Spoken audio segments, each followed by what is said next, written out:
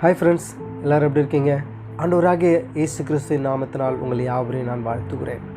வருஷம் 2025 முடிய போகுது. பலவிதமான போராட்டங்கள், பலவிதமான சூழ்நிலைகள், பலவிதமான கஷ்டங்கள், எத்தனையோ சூழ்நிலைகளில் ஆண்டவர் நம்மளை கண்ணின்மணி போல இந்நாள் வரைக்கும் காத்திருக்கிறார். இந்த வருஷ கடைசியில் ஆண்டவருக்கு நாம் அதிகமாக நன்றி சொல்லி ஜெபம் பண்ணோம்.